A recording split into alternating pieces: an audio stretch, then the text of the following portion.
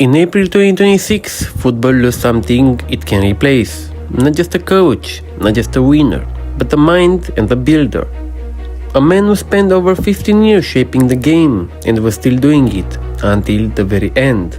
Mircea Lucescu didn't fade away. He worked, he built, and he competed until there was nothing left to give. And when he passed, football didn't just lose a legend, it lost one of the greatest coaches to ever live. Before Luce, there was just a player. At Dinamo Bucharest, he wasn't the strongest, he wasn't the fastest, but he saw the game differently. He captained Romanian national team, played at the 1970 World Cup. And even then, he wasn't just playing, he was studying, understanding movement, reading spaces, and thinking ahead. That's where he started, not with fame, but with intelligence. Lucescu didn't explode onto the scene, he built himself slowly. Romania, Italy, then Turkey. At Inter Milan, failure. At Galatasaray, success. But here's what made him different. He didn't run from failure, he used it. Every country added something. Every setback refined him. He wasn't chasing trophies yet, he was building the man who would win them. In 2004, he made a move nobody understood. He joined Shakhtar Donetsk. At the time, Ukrainian football had one ruler, and that was Dynamo Kiev. Shakhtar wasn't supposed to dominate, but Lucescu didn't follow expectations. He created new ones.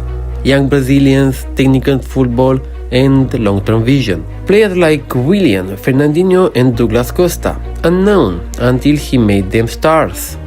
And in 2009, Shakhtar won the UEFA Cup, a European trophy built from nothing.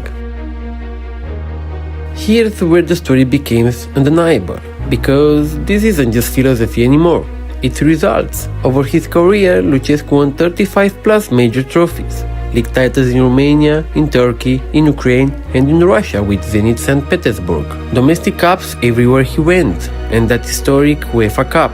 But it's not just the number, it's where he won them. Different countries, different system, and different generations. Most coaches dominate one league, Lucescu dominated 4 of them. He didn't just win, he built. While others boast stars, he created them. While others demand results, he built systems. He understood players, he adapted to cultures, and he stayed ahead of the game for decades. That's why players respected him, that's why clubs trusted him, and that's why his influence never disappeared. Now here's a question most people avoid. Where does Mircea Lucescu rank all time? Not popularity, not marketing, football knowledge, longevity and impact. When you look at the over 35 trophies, success in multiple countries, European title, 15 plus years at the top, thousands of world-class players developed. You're not talking about a great coach anymore, you're talking about history. Names like Sir Alex Ferguson and Pep Guardiola, and right there with them, Mircea Lucescu. Not because people talk about him the most, but because the game itself carries his fingerprints.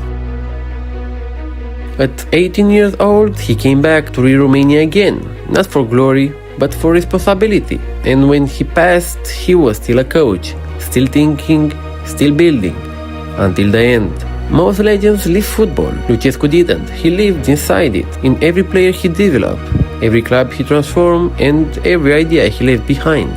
He didn't just win trophies, he built football where it didn't exist. And that's why his story matters, because Mircea Lucescu wasn't just one of the best, he was one of the few who changed the game itself. Not loud, not flashy, just undeniable.